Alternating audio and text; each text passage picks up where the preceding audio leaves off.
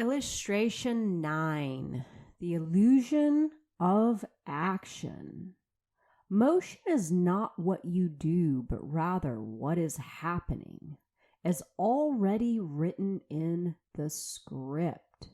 So this is a fascinating idea, and really what Hume is touching on here as part of Vadim's teachings is that a lot of our motion is really about what is happening currently rather than what we really want, or what we intend to achieve with that end frame.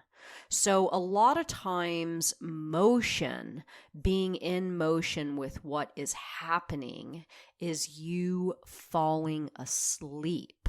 So you are characters inside of a film, and this is simultaneously an illusion and a trap. So you are being trapped by the motion that you are taking in those frames, and it is also an illusion that you're actually doing something, but you're not actually doing anything because you're asleep if you have not taken control of the script. So again, motion is not what you do, but rather what is happening.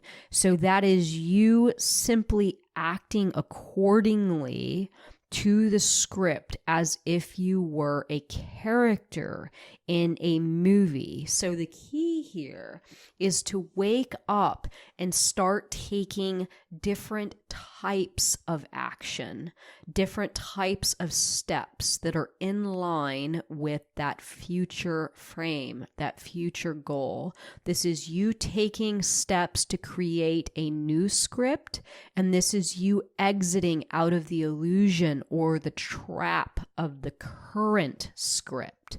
So stay tuned, everyone, for lesson 10, how to escape the trap.